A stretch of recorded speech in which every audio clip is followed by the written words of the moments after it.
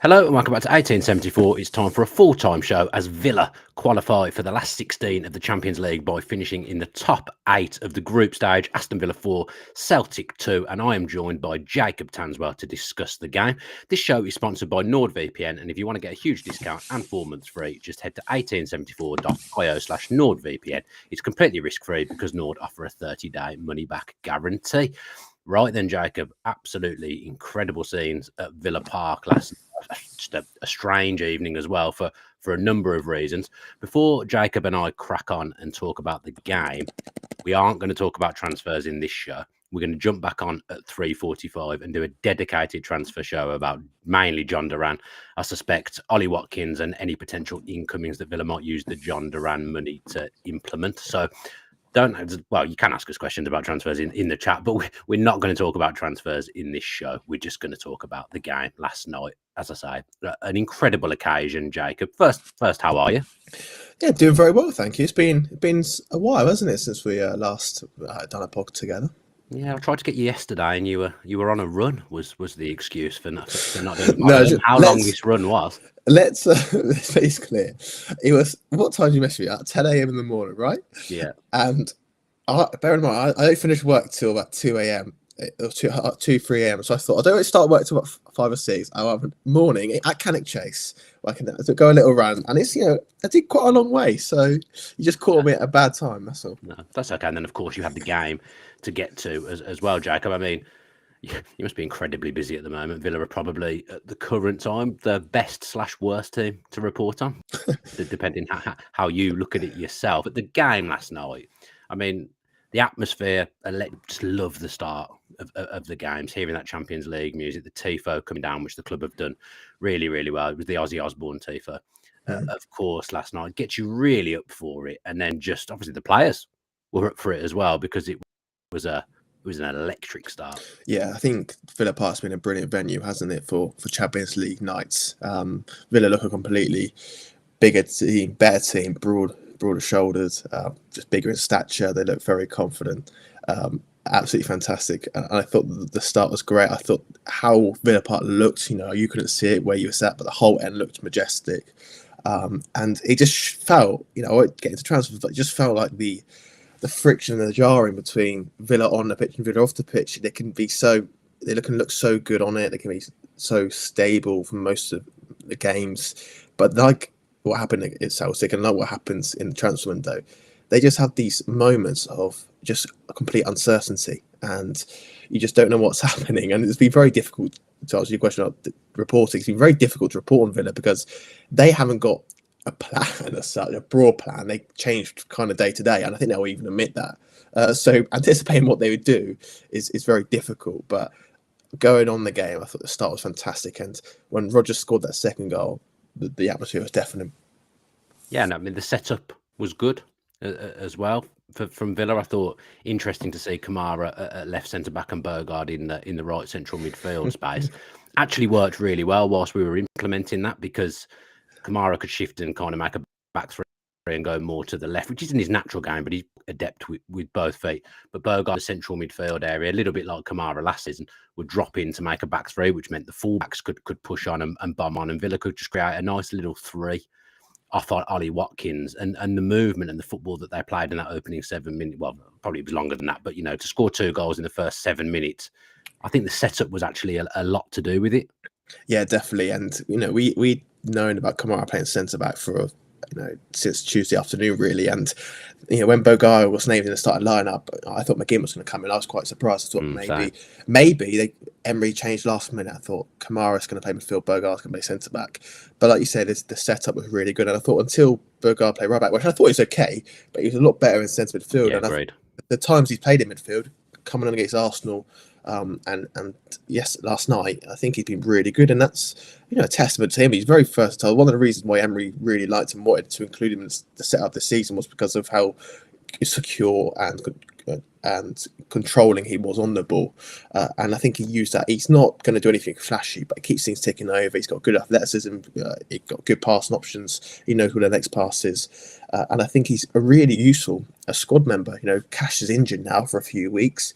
he could play right back, he can play centre field, because Villa are short in there. He can play centre back, Villa are short in there. So I think he's really he should earn his and receive his flowers. I think he was really good at the start. And like you say, Kamara for me is the best player Villa have got. And yeah, it was great to see both fullbacks bombing on. Jacob Ramsey, Rogers, the Rolls Royces of Aston Villa, receiving the ball between the lines. And I thought Villa could have blown Celtic away in those first 15 minutes, similarly to what they did against West Ham.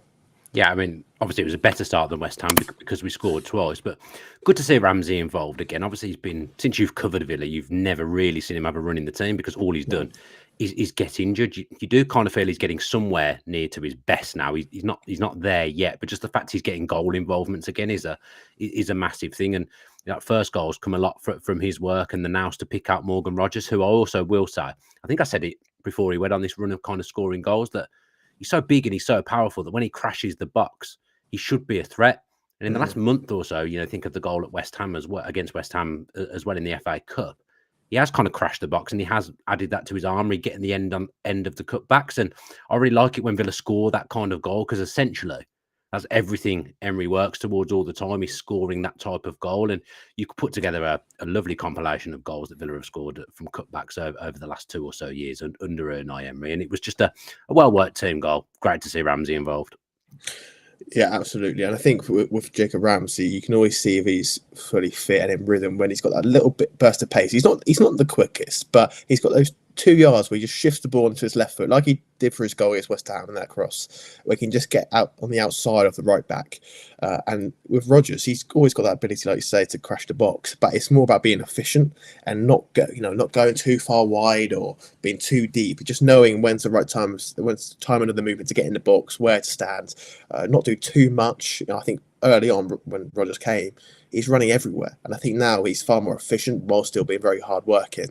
And he's a player that you just felt if he can get this more goals, which he's doing now, he can go up to another level. And I think a lot of teams would love to have Morgan Rogers in their team. And Villa, he is the recruitment success, fortunately for Villa, because he wasn't really on the plan until Villa happened to draw Middlesbrough in the FA Cup last year. But that story's been well told.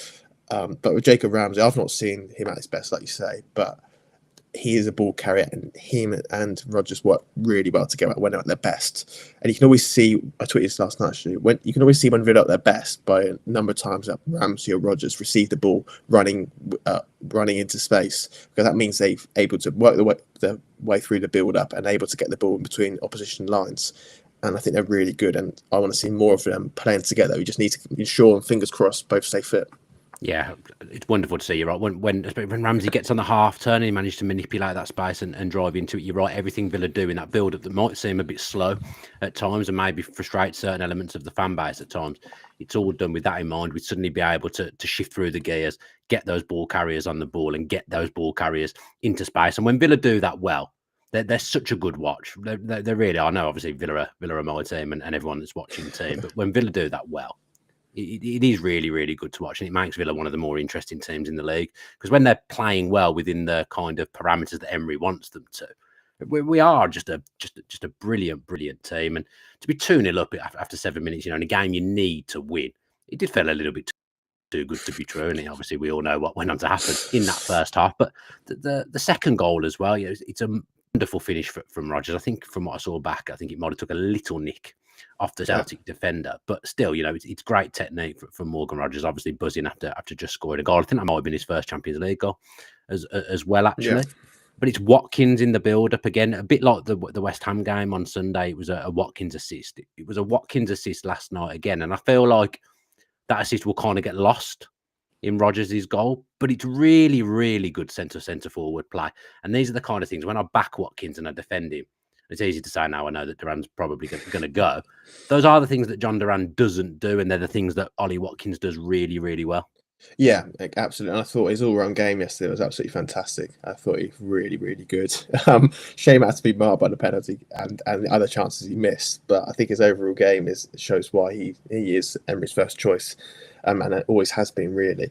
But also, I think the way Villa also counter-pressed as well, I thought they did it well against West Ham at the start, the way they won the ball back. And I think it was Bogarde played straight into Watkins' feet, and then they attacked really quickly. That first pass when you win the ball back if it goes forward, then that's great because it catches the opposition out of shape.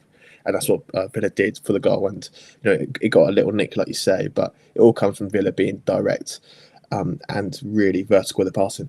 Yeah, and then Watkins misses a chance to make it 3-0.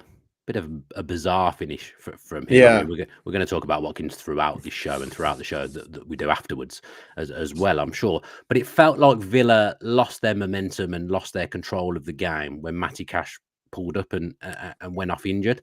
Villa had to reorganise, of course. You thought maybe Nedeljkovic might come on. He didn't. Quite a unique move from Emery in that he's done something that means not only have you lost your right back, but that you're then having to move someone else that's already started the game well within the tactical framework that you've set out. So Bogard went to right back, and I didn't think he looked as comfortable there. I think it's clear to see that Bogard is a central player from what I've seen from him against Arsenal and what I saw last night. He's so much more comfortable there. He's so much more effective there.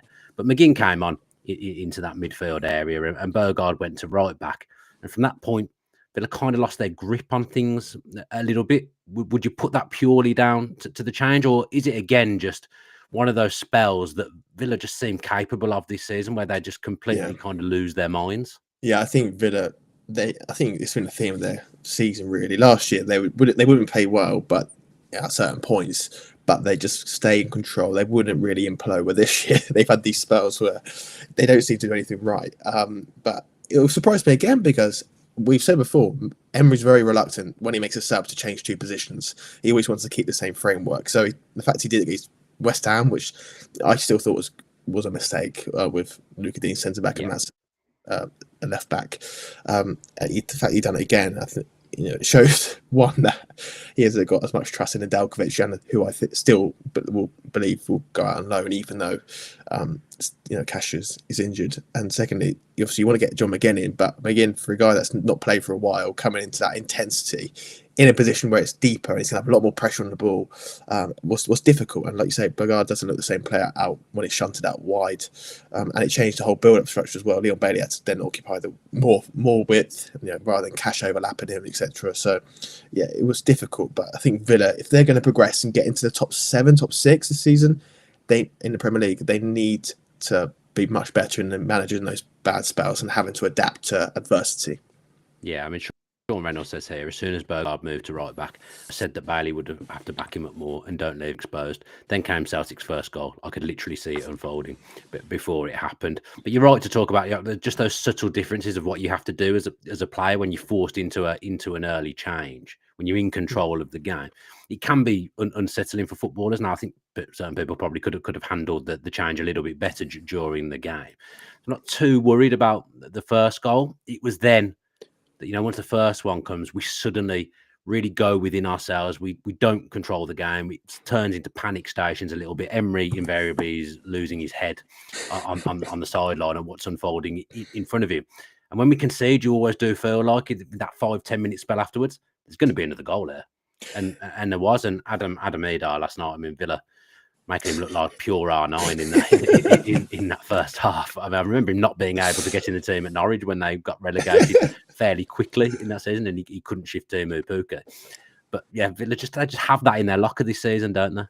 Yeah, the first goal, actually, I don't see too much wrong with that from Villa's point of view. Of course, they get sucked in, and Bailey or whoever doesn't track the overlap. But it was well worked from Celtic. It's probably one of their first and only bits of quality. And they got quite lucky with the McGinn deflection. Yeah, of course, sitting really nicely. But then when that goal goes in, Villa should become accustomed to knowing they're going to concede. They don't keep many clean sheets, so it's about managing those next few moments. I remember writing out this loads when I covered Southampton that relegation season. They can play really well for 20 minutes. They have one setback and everything goes to pot. And last year, Villa were really robust. But now, like I said, they're struggling. And for a team that was so dominant, so imposing, they looked nervy. And that allowed Celtic to make it a 50-50, to make it more of a scrap, to win and pounce on turnovers, sloppiness in the middle of the pitch. And yeah, they got that second goal, and although I don't think Celtic deserved it, I thought that is a kind of Villa's own fault for allowing him into the game and feeling and kind of becoming the introverts when Emery, as he likes to say, and I quote him, he wants Villa to be the protagonist. Yeah, Adam McDonald saying here he came for transfer tour, come back come back at 3:45 because I assure you there's going to be a lot for us to talk about at 3:45 when we talk about Villa in the bloody January transfer window. Let me tell you. So 2-2 at half time, Jake. I mean, all through the game, you were probably managing to do it better than me. The signal black hole that is Villa Park made it very difficult. But you're then starting to look at the league table, and it becomes very hard to manage and trying to work out what's going on. Obviously, a draw is no good for anyway.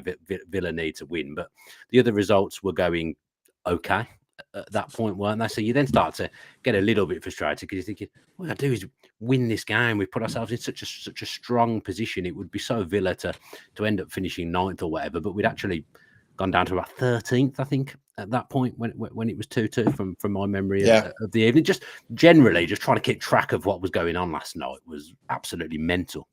Well, yeah, it's mental because the transfer. I was exhausted after the first 5 minutes. Transfers were going on. I can't have any. I don't have any signal in the press room. Like, there's no bars, so I'm trying to call people. You're not on the press Wi-Fi. Well, it's press Wi-Fi, but you can't call anybody. Like it seems to cut out, and you stand in the hallway, and I'm trying to get on the phone to my editor to write about Watkins. Trying to obviously speaking to guys at Villa, agents, coaches, etc., about what's going on, and you can't get any signal. So I thought to myself, right, I'm not going to look at the league phase and where Villa are until the 60th, 70th minute, because I can't be doing that as well. I've got other things to write and worry about. But at half time, I did have a little check, and I thought, oh, this is really frustrating because Villa were winning. They'd be in the top 8 now, but like you said, they went down to 13th. And that would have been really miserable because they would have dropped points against Celtic, obviously lost to Monaco last week, and there would have been 2 huge avoidable games where they could have got points and would have been easily into the top 8. So it's very frustrating. And just on the chat, there was I've tried Wi-Fi calling. I always call on WhatsApp, but even that doesn't work when you want to stand in the corridor and get some privacy. So that's the reason. But so your phone's working now, though. Phone is working now, Jack. I've just heard it ping. John Duran's agent. I don't know. I don't know. 35 delegates that seem to be involved in his camp from the transfer point of view after their money. Is there any of them, Jacob? No, I don't mix with John Duran's agent, sadly. Okay. Right then, onto the second half then. And I've got to be honest, even at half time, I wasn't massively concerned. Villa attacking the Holt end. I just felt there was goals in us. Celtic were there to be got at, and other than that spell, I hadn't felt like I'd seen too much from Celtic to bother us. I knew we'd come out in the second half. So Bailey started the second half really well, actually. He had a couple of runs down the right-hand side and kind of pinned them back a little bit. It felt like Celtic were kind of camped in their own half. Villa trying to manipulate those situations once again, but not been quite as successful with it as they were in the first half. I think Celtic had probably learned some lessons from those first 2 goals and maybe just taken everything back 10 or 15 yards in terms of their defensive setup. But we got the third goal, Jacob, didn't we? We did, and what a relief. I think Celtic, to their credit, they did adapt. They didn't go under, did they? I think the first 10, 15 minutes, they looked like they were swimming in treacle, really, in terms of they didn't know who to follow. Ollie Watkins kept peeling off into the left channel. They didn't know who was going to mark him. They didn't know who was going to follow Jacob Ramsey and Rogers into deep areas. They didn't really have a clue in terms of the positioning. But then they got into good shape. I thought they were far more compact. So that third goal, I felt like Celtic would never get back into that game, really. I don't think they had any more fight left in them, really. I don't think Lightning could strike again in that sense. So it's a big goal. At the same time, it doesn't help the nerves, does it, until the fourth comes. No, so I liked that third goal. I got to say, I felt at that point, McGinn had kind of shouldered some responsibility and decided he was going to take the game by the scruff of the neck. And I think that was really in the middle of the park. Obviously, him pressing and winning the ball. It was a moment, I can't remember if it was before or after, where he took a free kick quickly. And I just felt like he was really taking responsibility at that point. But even, Ramsey's playing as a left 10, even the position he took up for that goal, drifting across to the right-hand side, it's clever play. And, there was never any doubt that he was going to square it for Watkins. And there was never any doubt that he was going to score. And amazingly, his first Champions League goal, Jacob. I know, remarkable. Yeah, like you say, there was that quick free kick he took. Emery was doing this usual calm, let's keep the ball. And then obviously McGinn takes a risk. And I'm thinking, if that's intercepted, then you're going to get hellfire from your manager. But he gets it going. And yeah, I thought the first half he was understandably rusty. Second half, like you say, I thought he grabbed the game. I thought he was really good. Used that famous glutinous maximus to defend some of the Celtic pressure. And then, Rogers spins out of danger as well. And it's a really lovely move. Great drifting movement from Ramsey to square. And, your front or your three midfielders and your number 9 combine. And it was good for Watkins to score, because I just thought it might be one of those games where he shoots at everything apart from into the net. Yeah, I mean, we then went through a phase of just Watkins shots. We can't score here. I mean, I've got to say, one of Schmeichel's saves, the one with his foot, was an unbelievable save. That was a really, really good save. Did well to somehow knock Watkins's drive over the bar. I think Rogers missed a number 1, which was another good save from Kasper Schmeichel. In fairness, Villa kind of attacking and peppering, and the goal kind of felt like the fourth goal wasn't really going to come, and then the game starts to open up a bit. Villa obviously sit back a bit because they know that they need to win at this point.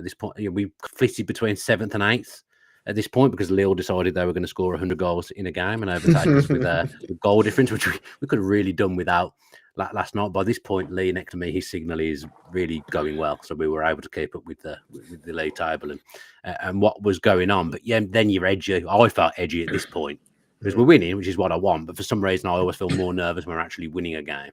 When we're 8th. We're 8th in the table. You're knowing that the Atalanta and Barcelona game is crucial. Milan are struggling at this point, not looking like they're going to get into it. But it's that Barcelona-Atalanta game that you're really, really worried about. Then you start to think, and obviously this was a pattern towards the end of the game with Emery talking to players, and John McGinn was really switched on to know that another goal might be helpful because of Lille, just in case Atalanta score. You start to think, actually, we could do with another goal or two here, just in case. And one comes from Morgan Rogers. Celtic caught out trying to kind of play from the back. Again, I mean, if people thought we were not good at playing out from the back at times, Celtic had a few issues with it last night, I would say.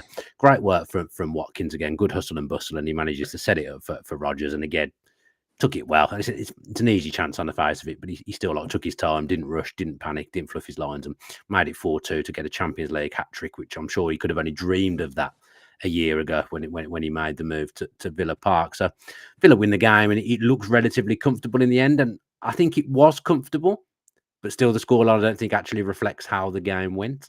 Yeah, absolutely. If you take away those 3 minutes of madness, then I don't think Celtic were really in the chance. And like you say, if Watkins or others were slightly more clinical, then Villa could have easily won that 4-5-0, really. And Villa will have that day when everything goes in and they'll hammer a team. I'm kind of waiting for that at the moment.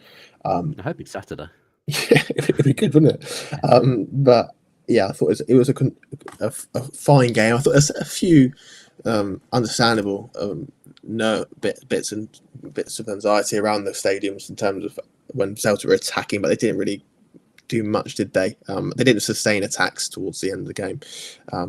But yeah, I thought it was a comfortable performance. And then you're looking at your phone in quite an old-fashioned way and just seeing if you can get any signal to find out.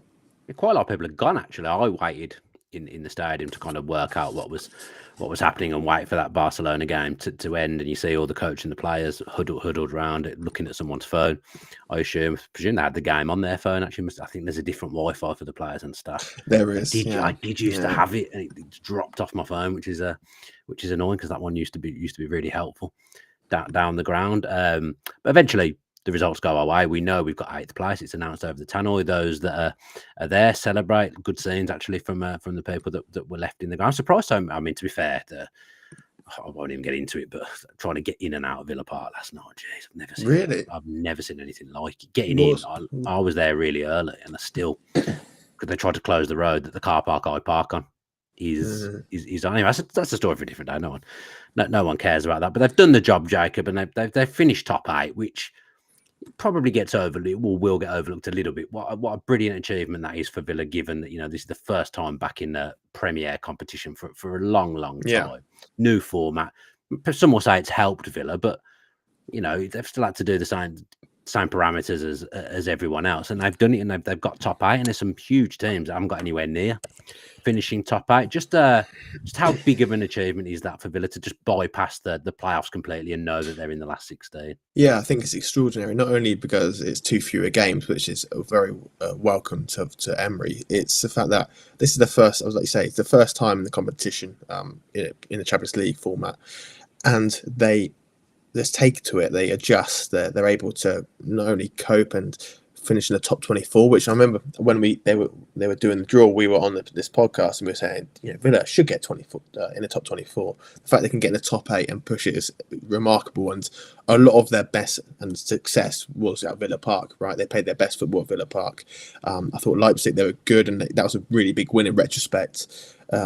But maybe Villa don't get the plaudits they deserve for this, because you're probably still thinking of the Bruges and Monaco defeats when they were pretty rubbish, really. But the Bayern game, obviously, they elevated the levels to extraordinary highs, and then obviously the Juventus was solid.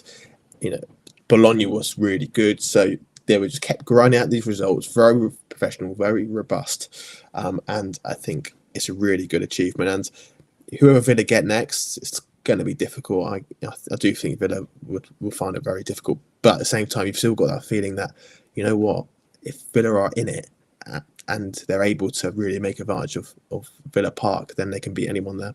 I think it shows again just the manager, how good he is in Europe. The fact that we have finished top 8 with all the kind of things that I mentioned before, with Villa not being in it for a long time, and probably one of the lesser fancied teams in the competition. It just shows Emery's class and how he manages Europe and how he can deal with one-off ties and situations in Europe. You really couldn't have a better manager for this. No, I think it's remarkable, and we can talk about it later. But and I wrote in my piece today, and I also wrote about Kamara's contract for all those in the comments. For all the uncertainty and the kind of frenzied nature of Villa's transfer window, for the mistakes Villa make off the pitch, for the expensive prices that this caused, what he managed to do is, and the stability he has provided to sail through these uncertain seas, basically. And also, I know Villa like to say that they've got this huge revenue. Most of that principally is because of Emery being the key revenue driver in getting Villa into the Champions League and getting them into these group stages, or into these knockout stages. So he's a wonderful manager, brilliant in Europe, and yeah, he is the main man. Yeah, I think as well, when you think about the stuff that was going on behind the scenes last night as well, wasn't easy to manage that game last night. Villa are stretched as well. Obviously a couple of players have been sold. There's players missing last night for varying reasons. Players on the bench that are never going to come on. Like you're looking at it thinking we were short last night as well. We had players playing all over the place, out of position. Any team that's kind of playing like their fifth choice centre back in defensive midfield, and their number one central midfielder at left centre back, things like that, it's going to mess with any team. So Villa did well to come through that game last night and win and do the job that needed, however hard they made it at times. Villa like things to be a roller coaster. We all know that, but I think that everyone deserves a huge pat on the back for what they did last night. It was a special night, another special European night at Villa Park. Right then, Jacob and I are going to go. Jacob's going to get on his phone, on his laptop, speak to agents, speak to people, so that he knows exactly what's going on for our show around 3:45 that we're going to do live transfer talk today. So do come back and watch that live if you can. Also, just thank you for all the support on the channel. I did have one idiot speak to me last night, but thanks for all the nice love I had at the ground last night. So many people wanted to come and speak to me and talk about Villa and enjoying the podcast and enjoying the content. So thank you very much for that. So Jacob, you looking forward to coming back at 3:45 and doing the transfer talk? I look forward to it, yes, and I'm sure knowing Villa and Monchi, things have probably changed, and we'll probably have a shelf life about half an hour after that. So we look forward to it. Yeah, Jacob's going to be straight on the phone to conference call with Monchi in now to see what's going on at 2:00. Right then, thank you to those that have watched live and everyone that will go on to watch and listen to it. Please do all the liking, the subscribing with post notifications on, reviews, wherever you're taking in your audio podcasts, 5 stars, things like that. Really, really appreciated. Do come back at 3:45. Tell all your friends and your family about it. And as ever, I'll end with a big fat massive up the Villa.